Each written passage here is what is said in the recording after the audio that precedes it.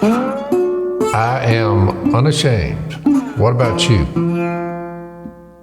Welcome back to Unashamed. We're back in our boxes, is the way I like to say it. We were all together last week. We were. Now we're all apart. We're separate and apart. Does that make you sad, Zach? It does. I enjoyed seeing you guys. We had a lot going on last week. That was wild. Oh my goodness! It felt like I was telling Maddie today. It was like hell week for podcasting. It was like that. I mean, we had It's an odd way to view it, Al. Yeah, that's what I was thinking. There we are in the Word of God, for crying out loud. It's a military term. Maddie gets it. Her dad was in the military. I would say it's Heaven Week. Every Heaven week Week. is Heaven Yes. Week. There you go. Yeah. Well, it felt like hell week for me because we were, Zach and I, working on a new project, which we're not quite ready to roll out yet, but we can start letting folks know it's a podcast we're doing for Hillsdale College.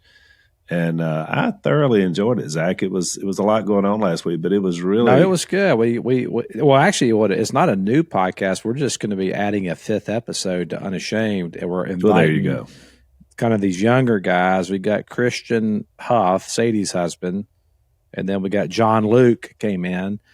And we're going to be doing a series on Genesis and with Hillsdale, which their content's incredible and it's free. So we'll be kind of rolling that out over the next few weeks and letting you know how you guys can get access to that. So it's y'all two, and then are you just having the next generation, like different people?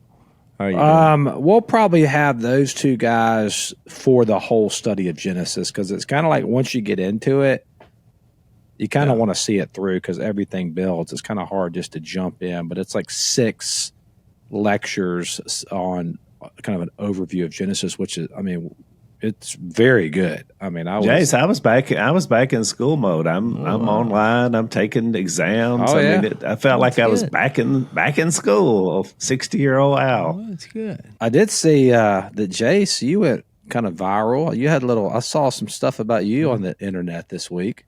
Reed. I actually called you my son, Reed.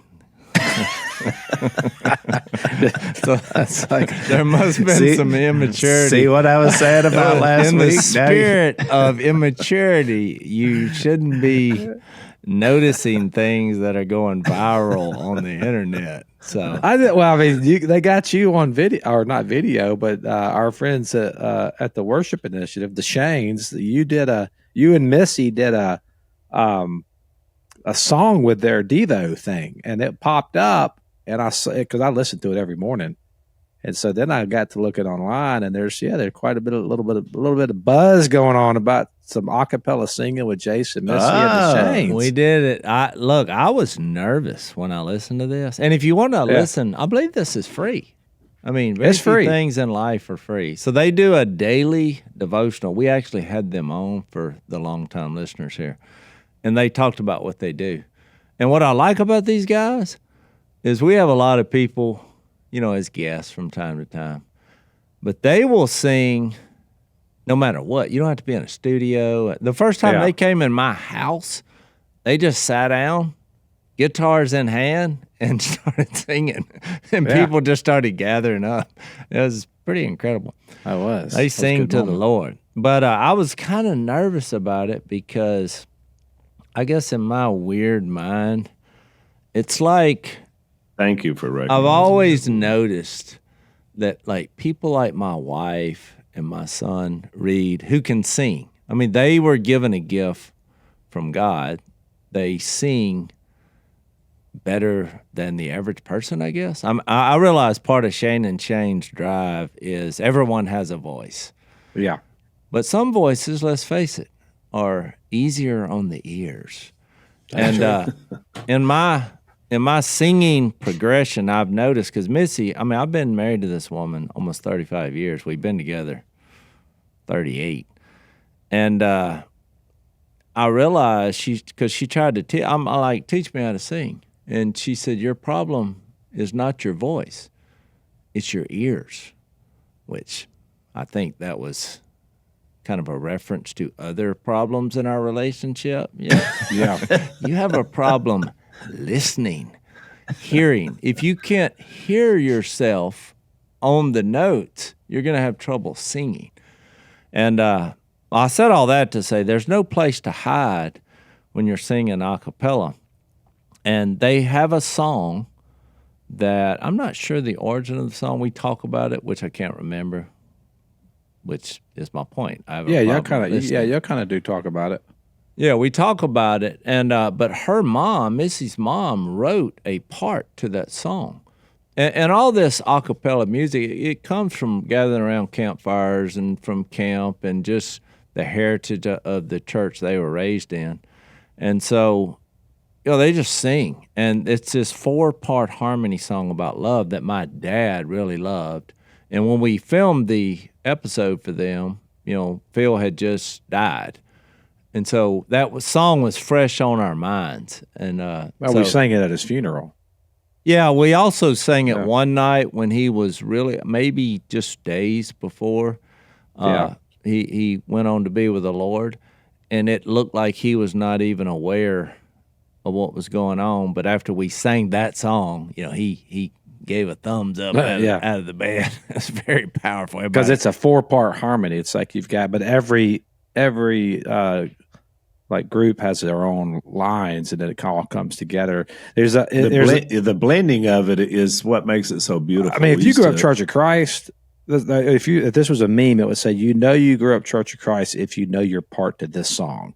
Because we sang this growing up, because we grew up in a denomination where you didn't use instruments. Now, a lot of that's changed now. Obviously, my kids do instrumental music, and a lot of churches of Christ have gotten away from that. Well, you bring that up, but they're all autonomous anyway. I mean, so it's hard to kind of put them in a box, in my opinion.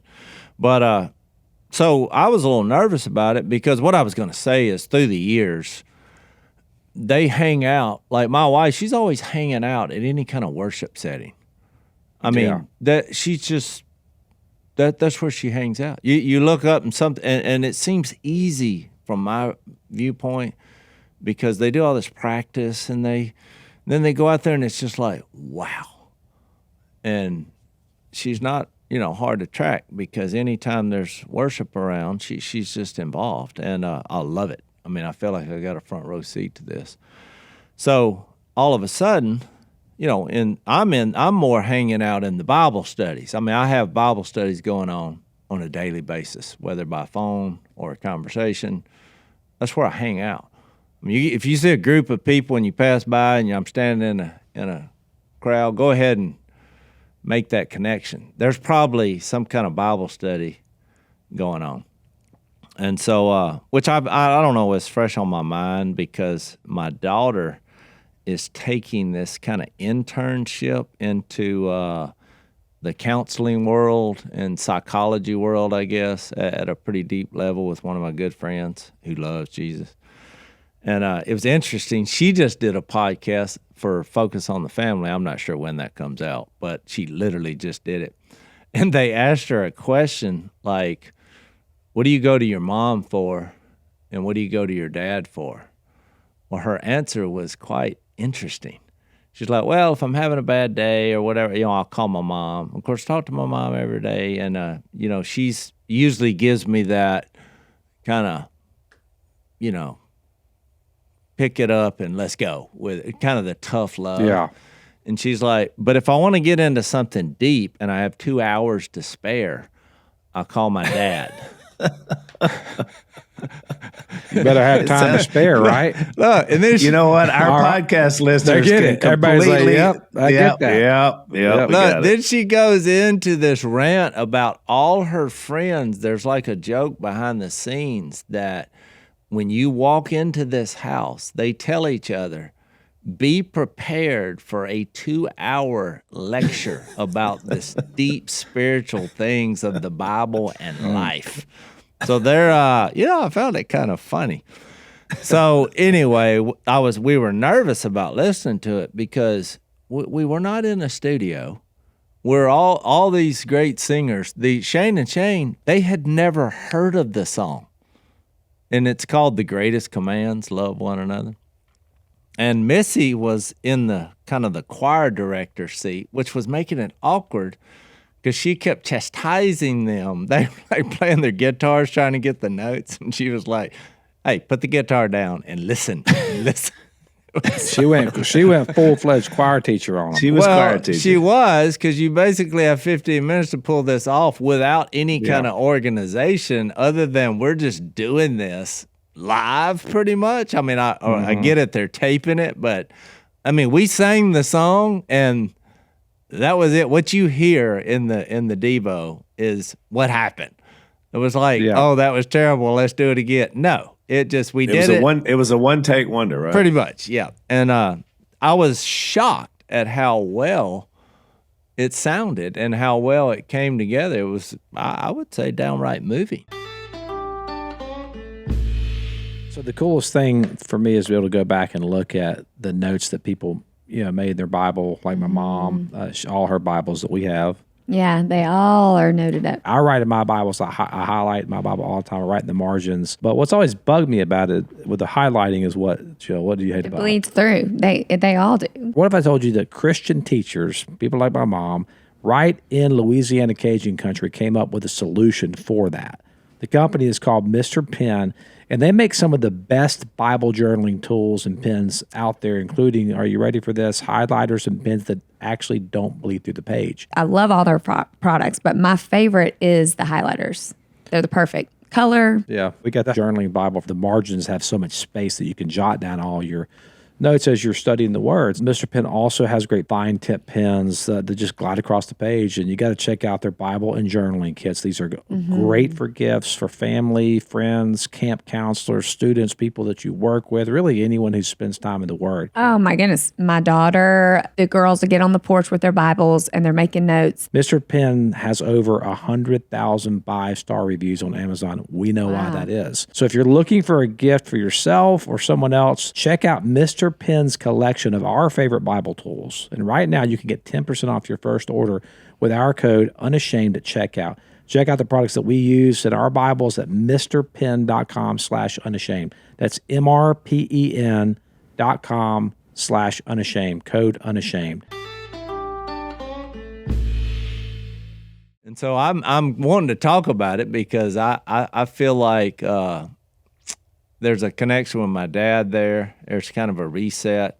And Al, we're in John 13. We're talking about love, which Jesus is fixing to wash the disciples' feet.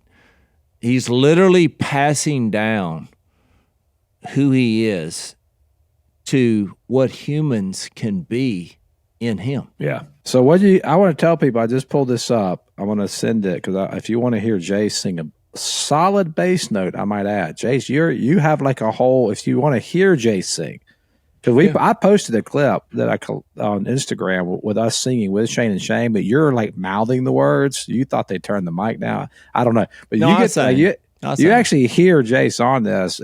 So what you'll do is I'll have Maddie. You can put the link in the show notes, and then once you sign up, it's free to sign up.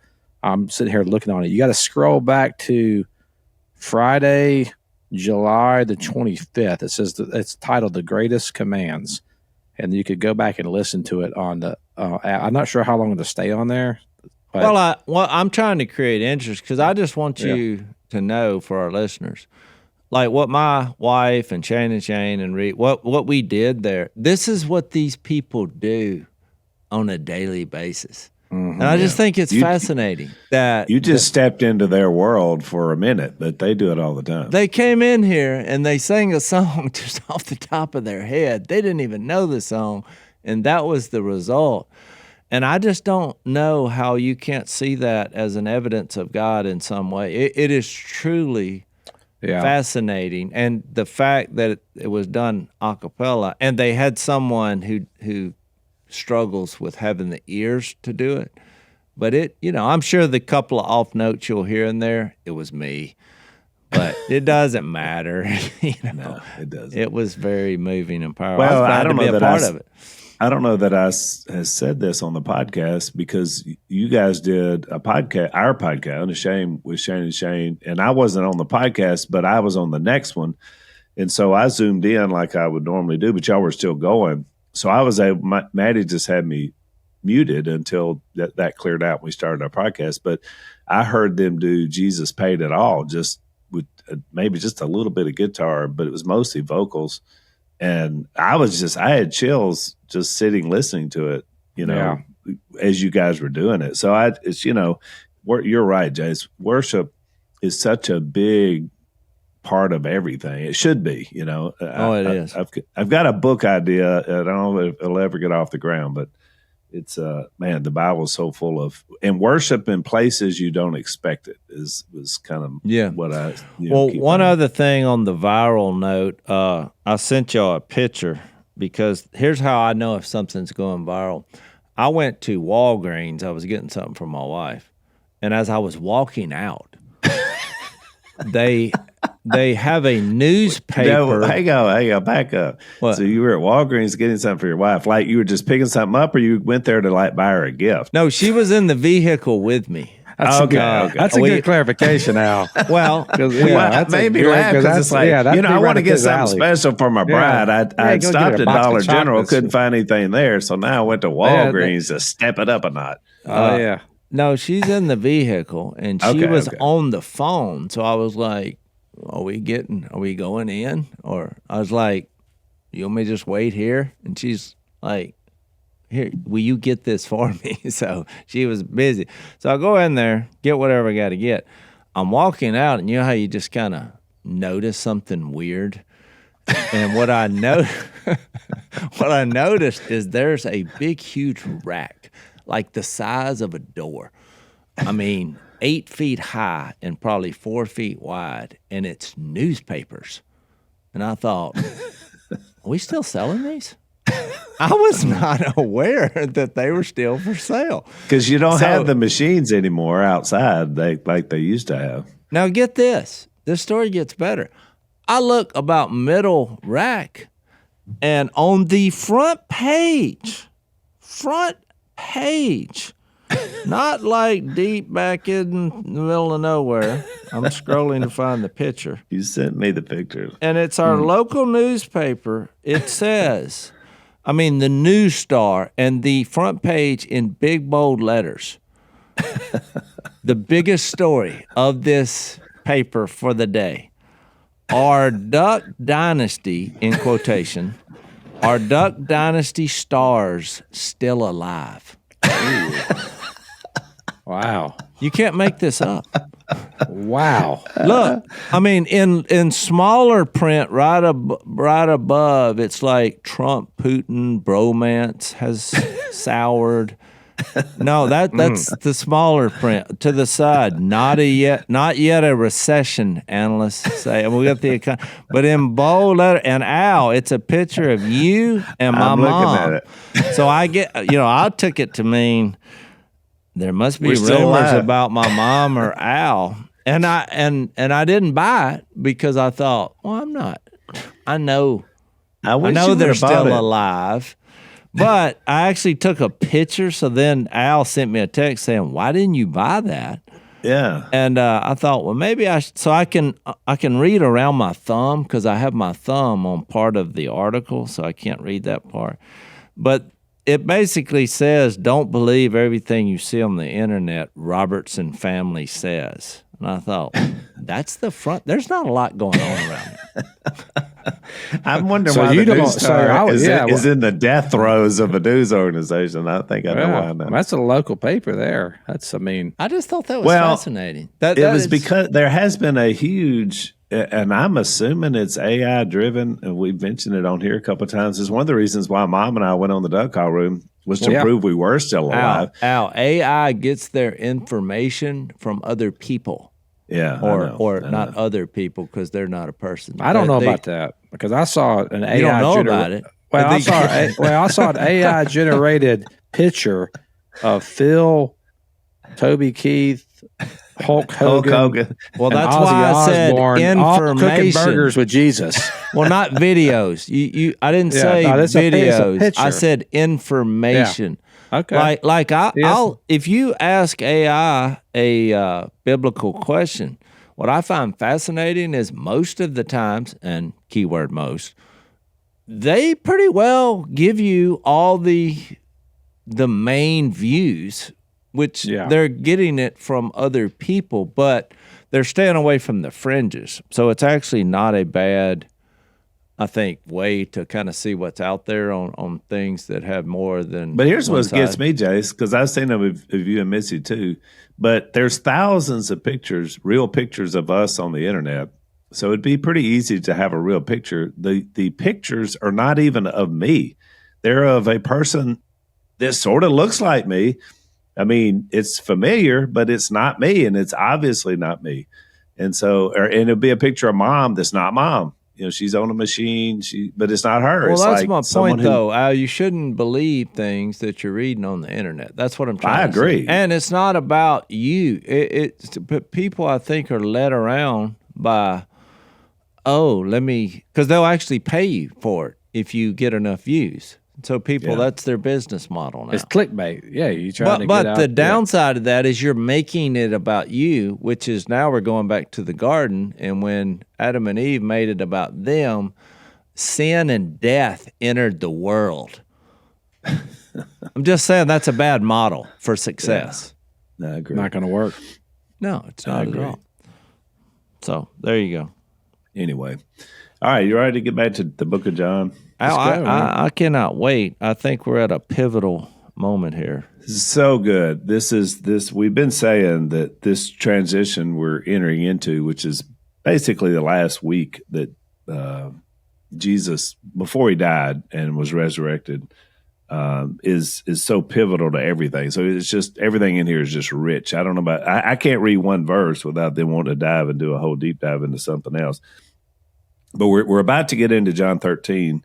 I want to do a quick review of chapter 12 because it leads up to, remember we said this was the Passion Week starts with this dinner that they had over at Martha, Mary, and Lazarus' house. And it was, part of it was to honor Jesus, and then part of it was to honor that, Lazarus was back from the dead, which is a big deal. And so that kind of kicks this thing off. And while they're there, Mary has this sort of similar moment to the woman that we read about back in Luke 7, where she has saved this expensive perfume for his burial, and she's kind of just, since it's a great occasion, I guess, decides to go ahead and break it out then. And Jesus loves it because he's like, she gets it because I'm fixing to die, So this becomes his point to talk about. Yeah, it was kind of like an Abraham moment. She deduced that Jesus is fixed to die for the world. This year I turned 60 back in January and had decided that, I needed to lose some weight. Needed to try to get myself in a little bit better shape. My blood pressure numbers are bad. My cholesterol is high. And so, I'm getting all these bad news things from the doctor. And so I tried it on my own, didn't work out too well. But then, thanks to you, PhD, weight loss found their way to Unashamed podcast. Dr. Ashley Lucas is their founder. Thousands of her clients have had a huge success. The program teaches you what to eat, when to eat, and also about your relationship with food so you can lose weight for your lifetime. If you're looking at this on YouTube, here's a picture of me at the beginning. Not so great. And then here I am now, which I'm 30 weeks into the program. I'm down about 65 pounds. Feeling great. My numbers are much better in terms of health. My blood pressure med has been cut in half. There's no gimmicks. There's no pills. There's no shots. There's no side effects. It's really good. And you're not eating rabbit food. Full because of the nature of this diet, being high protein, low carb. So I'm not hungry all the time. And they also provide about 80% of your food at no extra cost. So join me on my weight loss journey. You can schedule your one-on-one consultation today by calling 864-644-1900, or you can visit myphdweightloss.com. Call them at 864-644-1900. Tell them Al Robertson sent you. And I think she really read between the lines better than anybody. Martha said the right things, but I'm not sure she got it. But Mary, I think, got it, that like Jesus is going to die and be raised. That's what he's been saying. Well, he loved them, but I mean, they both it shows you the different personalities and the different stages of growth and discernment, I think, also. Yeah. And you got to figure Lazarus got it too, or at least to some degree that you could come back. Well, once he came back from the dead, I'm pretty sure he got it. I would hope so. He got the memo then. Well, I mean, you hear stories all the time about people coming back, like on an operating table or whatever, but you don't hear too many 4 days in the ground and then come back. It just shows you too about how these devices are listening to you. Because when I turned on my TV the other day, they recommend like things for you to watch, but you don't have to click. It's like you'll have all your apps, but then they'll have like little screens, and they're like, "Ooh, this is out." And one of the movie, I think it was a movie, but it might have been a series. It said the Lazarus Project, and I thought, well, because we had been talking about Lazarus.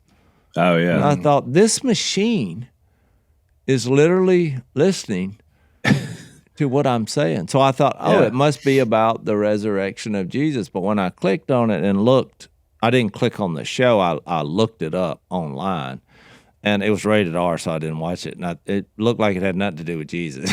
So I just thought, what is going on here? I mean, and it was like made 3 years ago. It wasn't like new, But that also shows you, Jase, and we've talked about this a lot on the podcast, how that biblical things carry cultural connotation. Because the word Lazarus, when you hear that, most people, even if they're not believers, associate that with something coming back to life. I mean, you're right. And it was the theme, because I was then interested in, what'd they make a movie about? And it was the same deal about like Groundhog Day, where this guy's he can't die. He's like stuck in a day, and he's going back in time, and all these things that are so fascinating to Hollywood to make movies out of. And I'm like, yep, all you got to do is get in Jesus, and it's a reality. It is. The Bible, Zach, did we not say this so many times when we were doing this Genesis study we've been doing? I mean, the Bible just sets forth every narrative, and then all the imagination comes from the original ideas. It's incredible how it works. Because we were made in the image of God. Yeah, it just kind of like keeps repeating. It's like a pattern of repetition, or I think the word is typology, where it's just over and over and over. You see it, and it plays out into this big full thing at the end. And it's like, that's what was going on the whole time. All right, so back to John 12. So we had the dinner, and then we have, of course, that puts him in proximity because Bethany, remember, is where they live. Yeah. So that's just outside the city. And so he's right there, and it's about to go down. And so he goes into the city with this triumphal entry we talked about in 12 through 19. And we know this was the king's arrival. And we spent quite a bit of time talking about that and what that means in terms of kingdom related and what his purpose was, which he then states in verses 20 through 36. And he's been talking about it sort of cryptically, I think, up until this point. But now he just clearly says, here's what's going to happen. And of course, the disciples are having a hard time with that, as you can imagine, because they've all got this like wrong view of exactly what's going to go down. They're thinking takeover Messiah instead of giving and then coming back to life. So they're not quite getting it. And then the last section, which we just completed, and really is so rich because I feel like this is sort of John's editorial finale. He kind of gives this last point of this is the purpose of all of it. You have to make a decision whether you want to believe or not believe. And so he goes into all the ones who obviously are not believing at all, and that's going to be the bulk of them, which, by the way, is why Jesus cried. He wept when he came into Jerusalem because he saw their future, and it wasn't good. Most of them were going to be destroyed in the city, 40 years after he left. And so you have a choice. You can believe or not believe. And the real choice is going to be put out there in a very short period of time once he's raised and leaves because of the day of Pentecost and the apostles and everything we studied in Acts. So that sort of sets us for going in. And Jase, your point that you made way back in John 1, that the themes of John and 1st, 2nd, 3rd John, by the way, are the ideas of light, life, and love. And that kind of is the central three themes, I think, throughout all of John's writing. And so he hits two of those firmly in this last section. And I think he's setting up to go into the love portion when you get to chapter 13. Well, I'll correct you. I said it was the DNA of God. I mean, think when you leave your DNA, and which is bad if it's at a crime scene. I mean, because they view that, which God wrote the code.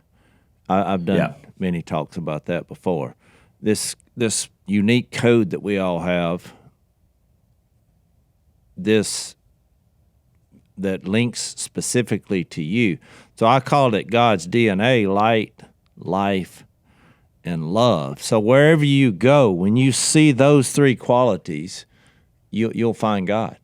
And even in your notes in the summary, I love the part from John 12 where Jesus ends up saying he is one with the Father. Yeah. And belief in one is belief in the other, which is what he kept claiming. And I like how you simplified that. Some people believe that and some don't. Yeah. It doesn't go any further from there. That's it. Yeah.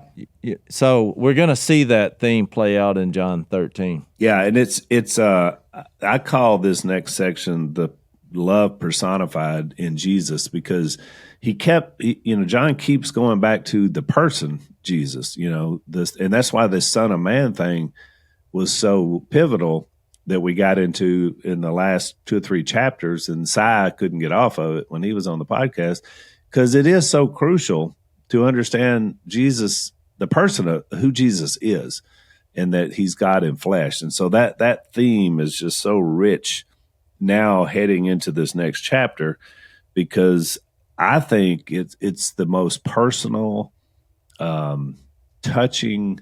The whole time I was reading it, Jase, because I was thinking about foot washing in general, because he's going to wash their feet.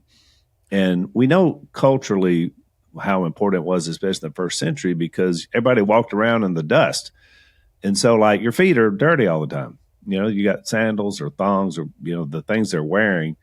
And so their feet are dirty. And so, you had to wash your feet because you come in from walking. And that became this whole cultural idea of servanthood, and this idea that that's how you were treated, when you walked into someone's home. Some people now, like, you take your shoes off. But so in our culture in the 21st century, people don't walk anywhere and they have shoes on. And so, it's different. The need is different, but the idea of the personal nature is, because I don't know about y'all, but I don't like people messing with my feet. Mm-hmm.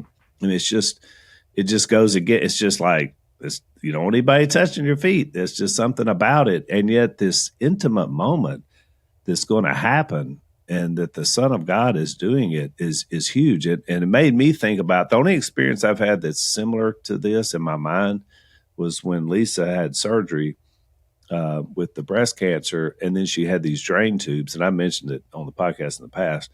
But, I had to help clean those multiple times a day.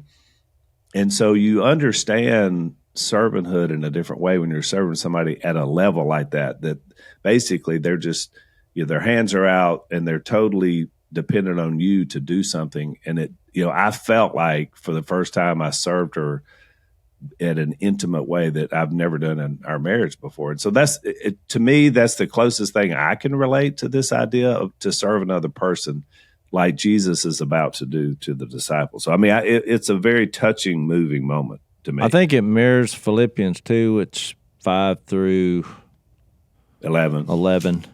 Yeah. On why Jesus came, why God became a human. And, it talks about the beginning of that chapter says, do nothing out of vain conceit, but consider others better than yourselves. And I mean, all these things that are very difficult for people to do. And which, by the way, you only find this on our planet in the entire universe, where there are people who are actually doing these kinds of things. I mean, just think about how powerful that is. Philippians 2, verse 3, do nothing out of selfish ambition or vain conceit, but in humility, which is the key word, consider others better than yourselves. Each of you should look not only to your own interest, but also to the interest of others. Your attitude should be the same as that of Christ Jesus, which is what we're really going to see in John 13. That's a bumper sticker statement, Jay. So yearly doctor's appointments and keeping up with my overall health has become a priority for a lot of us here on the show. Absolutely, Zach. I'm always looking for ways to be healthier. Well, but honestly, when it comes to like the doctor's checkups, you get a little bit nervous because you don't know what the blood work's going to say. And that's where Field of Green steps in to give us that boost, that balance, that confidence that we need as we're going into these appointments and getting our blood work done. There's one simple lifestyle upgrade that we can all make, and that's Field of Greens. You can enjoy a delicious glass. I have some right here in front of me, matter of fact, of this doctor-formulated Field of Greens every day, and you're going to feel amazing. Plus, your doctors will notice your improved health, or you get your money back. That's how much these guys believe in their product. I'm telling you, I've seen a difference. One Field of Greens customer said, it's the best blood work I've had in a decade. My doctor said, whatever you're doing, keep doing it. Another one said, for the first time in years, my cholesterol numbers are normal. And then this mom said, after Field of Greens, my hair, my nails, energy, blood work, they're all better. How can a fruit and a vegetable drink promise better health? Well, this is how. Each fruit and vegetable in Field of Greens was doctor selected to support vital organs like your liver, your heart, your kidneys, metabolism, immune system, and healthy blood cells. I've been taking that. I take this every day, and I feel steadier energy throughout the day. I'm not having the bloating that I used to have, inflammation that I used to have. My ritual is every single morning. So let's get you started with 20% off and free shipping. Visit fieldofgreens.com. Use our code Unashamed. That's fieldofgreens.com. Use code Unashamed. Who being in the form of God, the very nature of God, did not consider equality with God something to be grasped, but made himself nothing, taking the very nature of a servant, being made in human likeness. Because that's what the people who wash people's feet were generally servants. Yeah. And so here comes the king riding on a donkey, which is another act of humility. And he's going to do this. That's why Peter had such a problem with it. But to finish reading Philippians 2, and being found in appearance as a man, he humbled himself and became obedient to death, even death on a cross, which is a sign, this humility was a sign to them on what he was eventually going to do on the cross. And verse 3 kind of chapter 13 kind of previews that. And it's became one of my favorite verses. Before we read that, I want to do this thing about, because if we read the verses, there's this thing about the time had come. He knew the time had come. Do you want to do that? Yeah. So let me read the first three verses. How about that? Yeah. So John 13, 1 through 3. It was just before the Passover feast. Before I keep reading, every time you see one of these festivals, at this point in the book of John, you ought to realize that he's saying, I'm the fulfillment of that. Yeah. Whatever it is, they've happened over and over and over again through the book of John. And he is, because he's going to be our Passover lamb. Yeah. And for the Jews, they understood it more clearly. Same with the Hanukkah and the temple. Every one of those we've seen, he comes in. It's like, this is me. I'm the guy. Yeah, he's doing this on purpose. Is why he chose this time, which I think is fascinating. Jesus knew that the time had come for him to leave this world and go to the Father, which is another thought-provoking statement. He's going to leave this world and go to the Father. So that whole process of what's fixing to happen is really what God came here to do. It's not just the cross, is my point. It's the cross. It's the resurrection. It's the showing his hands and feet, giving proof of the resurrection, breathing on them, passing the Spirit on to them, telling them, go make disciples of all nations, the charge. Then he ascends to the right hand of God. Having loved his own who were in the world, he now showed them the full extent of his love. Verse 2. The evening meal was being served, and the devil had already prompted Judas Iscariot, son of Simon, to betray Jesus. Jesus knew that the Father, now, this next phrase, I'm reading out of the NIV, is improperly translated, in my opinion, because mine says, has put all things under his power. Zach's probably got the right translation. It says, all things were given into his hands. I've looked this up. Now, I get it. That image of him having the power is technically right, but the actual Greek is given into his hands. Jesus knew that the Father put all things into his hands and that he had come from God and was returning to God. Now that statement in verse 3, he's got everything in his hands, he came from God, and he's returning to God, is quite a statement, and it's quite a preview of what's fixing to happen. So then he says, so he got up from the meal, took off his outer clothing, and wrapped a towel around his waist. It's like the greatest drum roll for who God is in Jesus. Yeah. And then he's like, and this is what he's going to do to show you.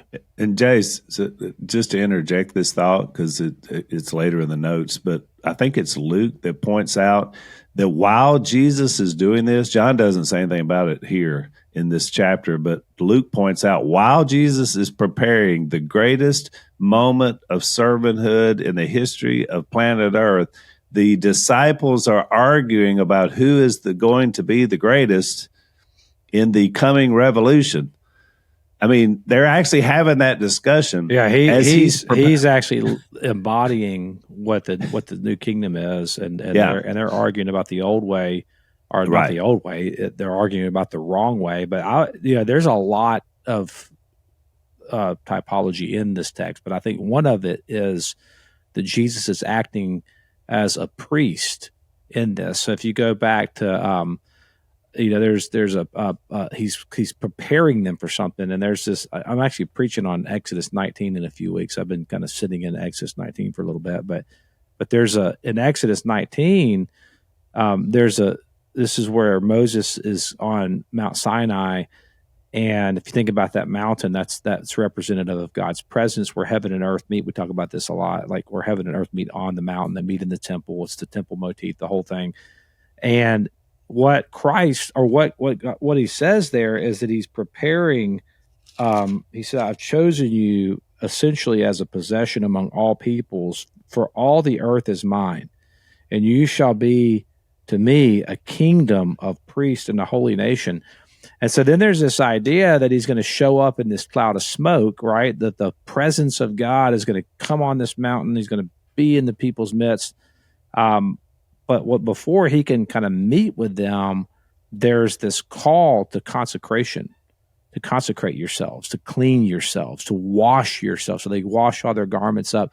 So kind of what you're seeing here is through Jesus's humility, he is also actually preparing them for the purification of sins, for the preparation of entering into his presence. It's this consecration, and Christ is acting kind of as that priest for these people. And I think that it's he's doing it through such an interesting way by he himself actually condescending, which you kind of see in Exodus 19. It says they couldn't go up the mountain. He said, "You better tell them boys not to come up this mountain. If they come up this mountain and try to get a glimpse at me, they're going to be, they'll be destroyed. Don't do that. Don't try to get to God, right? You are going to be destroyed if you try that." But what you see in Exodus 19 is the Lord condescends. The Lord comes down.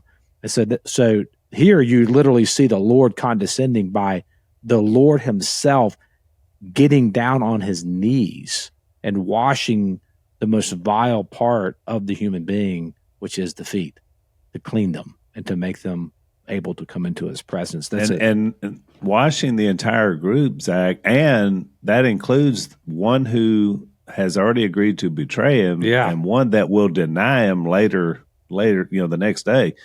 So you look at, the idea, the expanse of the grace of it. And you're right. It's such a good typology when you look at the washing concept, because we tend to look at this meal, later it becomes kind of the basis for the Eucharist and the idea of this, the bread and the wine and the whole idea about remembering Christ. But the consecration happened first. Yeah. The idea, this is what's going to happen. So it's really rich. Well, and it's offered. He's offering this to everyone. Not everyone's going to receive it. Right. Obviously, Judas did not receive it.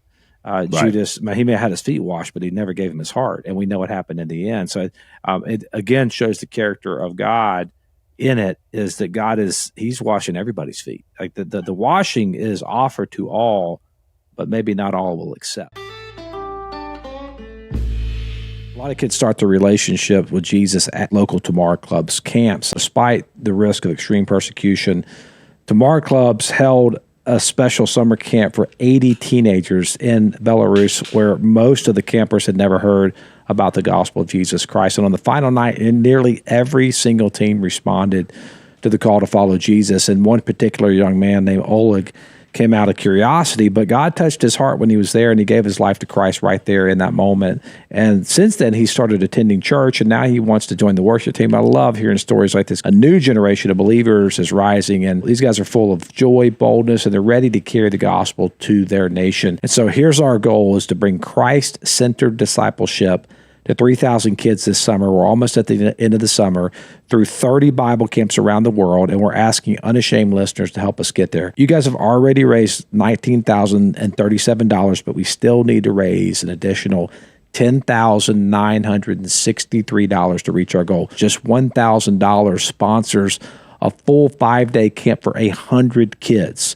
So any amount will help. You can sponsor a camp for $200, or you can send 10 kids to camp for $100. Just go to tamarclubs.org/30camps, or simply text 30 camps to 44321 to give now. That's tamarclubs.org/30camps, or text 30 camps to 44321. That's 30 camps to 44321. Let's help bring the gospel to thousands of kids around the world. All right, I wrote this down, this humility, self-sacrifice, and these are not verses. I just wrote them down. But what Jesus is doing here, he's doing things for others that nobody else really wants to do. He's doing things for others that you yourself are getting nothing that's material in return. Yeah. I mean, just think about why people, they don't want to do this. And doing things for others when very few people, if any, are even noticing or commenting on. I mean, it's kind of like when you see this when you have a big get-together. Yeah. And you could be talking about the power of Jesus and sing and all this, and then there's people that come in and, clean up, or they talk to someone, in private who's convicted, or all these acts of service. And I think it was hard for the disciples to wrap their head around this, because they wanted the conquering king. Let's take down Rome. Let's be powerful people, argue about who's the greatest. So these are very difficult things to wrap your head around, especially when it's the creator of the universe as a man doing the things that we deem as servanthood. So, having said that, I wanted, Jase, before you move on, because that's interesting you came up with that, because one of the guys I read, Chuck Swindoll, is a good outliner. His outline of this whole section about humility was very similar to what you just shared. His was this. He said, humility is unannounced, which that's what happens here. Jesus just come in and they were shocked. And you know what's interesting? You read about in the other Gospels, he had thought about this thing the whole time, because he had the whole thing set up, the room, all of it. Because you remember in Luke, he's like, now you go in the city, you're going to see a man with a jar of water. You follow him, he's going to take you to a place. And so he had all this mapped out. So this was well thought out, but it was unannounced to them. Humility is serving without embarrassment. is the way he put it, which I love, because the idea was Jesus wasn't embarrassed in the moment. That they sort of were to be served at that level. And it reminded me of Mary back in John 12 and also the woman in Luke 7. Humility is not a sign of weakness, but a sign of strength and power, which is true. I mean, you think about it, for someone to do that and pull it off, they're not weak. And then humility does not discriminate. And that was the idea we were talking about, because Judas and Peter, he even served those who were one was going to deny him and one was going to betray him. So he tracked right along with exactly what you were thinking. I thought. Well, the reason I wrote that down is because when I looked up the Greek word for wash, because I was just curious, it's not mentioned very often. Yeah. And I think just 18 times. But one of the times it was used was in Matthew 6, and this is how I got to that point, and it's probably what you just read, probably how he got there. And of all things, it's about fasting. In Matthew 6, Sermon on the Mount, verse 17, when you fast, put oil on your head and wash your face. So it's mentioned there. Yeah. So that it will not be obvious to men that you are fasting, but only to your Father, which I think is very interesting. Huh. It's like in this case, it was like, wash your face so it doesn't look like that you're fasting. You don't want anybody to know that. Why? So that it will not be obvious, but only to your Father who is unseen. That's why I had that little point about when you do things for others, you do it despite people noticing it.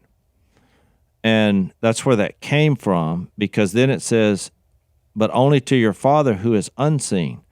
And your Father who sees what is done in secret will reward you. And he uses that same line when it comes to prayer, when it comes to giving to the needy in Matthew 6. It's very fascinating. Matthew 6, 3 and 4. But when you give to the needy, do not let your left hand know what your right hand is doing, so that your giving may be in secret. Then your Father who sees what is done in secret will reward you. And I think that's the epitome of these love actions, is you're doing it for God. And that's why God is doing it through himself in Jesus. He's revealing his nature. Yeah. This is an evidence that there is a God. So think about the planet, all the places and times where you see these love actions, whether people are in Christ or not. These things are coming from God. When you're seeing these sacrificial, servant, humble, unselfish acts. And if we didn't have them, look, this planet wouldn't even have people. I mean, that's what's keeping it at bay. So I think that's fascinating. Yeah, Jase, I followed that same rabbit trail you did, and one of the places that it's also mentioned, a variant of the word, is in John 9 with the guy born blind. Remember, we told that whole story. And Jesus puts the mud, from his saliva and the dirt on his eyes, and then he tells him to go wash it off. But he tells him to go to the pool of Siloam, which Siloam means sent. And so the guy goes and does it, and he can see. But remember, then he gets into all this controversy, but he doesn't understand why there's a controversy. He was blind, and now he can see. And so I just thought it was interesting that same word is used here. Yeah. And these apostles, these disciples, are about to be sent. And so I never really put that typology together before I studied it from the backside looking at this, but that is pretty beautiful, that the idea is that cleansed people tend to want help. They want to help other people find cleansing. I mean, that's the whole concept. Right. And that's exactly what I noticed. And he actually, if you look up the Greek word for that bath, when he was talking to Peter, and he said, he who has had a bath only needs his feet to be washed, because they walked around and then you just had a bath.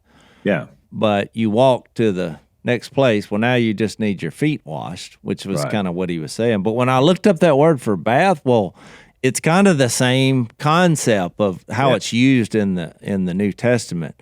Hebrews 10, I think, says having your bodies washed with pure water, talking about 10:22. 10:22. But here's what I found fascinating. I know we're out of time. There's also another word used for washing that you can think about this. It's only used twice. And it's in Titus 3:5 and Ephesians 5:25. I want to read these because it kind of flips the narrative around, and it's like you get to surrender to a place where this washing occurs. I mean, I personally think it's a reference to what happens at baptism, but I want to read Titus 3:5 and Ephesians 5.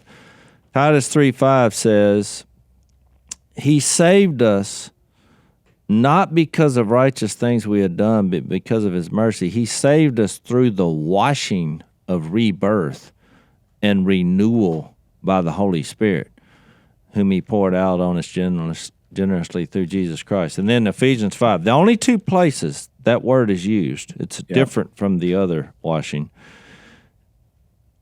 It says, husbands, love your wives just as Christ loved the church. Now we're talking about Christ in the church here. And gave Himself up for her to make her holy, cleansing her by the washing with water. So they've already been cleansed, Al. See how it uses that word? Yep. Cleansing her by the washing with water through the word, and to present her to Himself as a radiant church without stain, wrinkle, or any other blemish, but holy and blameless. It means something, and whatever it is very inspiring that you get to participate in that. And I'll read one more verse and close. Later in John 15, which we'll get to later down the road, He told the disciples, you are already clean because of the word I have spoken to you. So it's that same concept that you're talking about. So we'll pick this up. We got a lot to talk about in John 13. So we'll see you next time on Unashamed. Thanks for listening to the Unashamed podcast. Help us out by leaving a rating and review on Apple Podcasts. And don't miss an episode by subscribing on YouTube. And be sure to click the little bell and choose all notifications to watch every episode.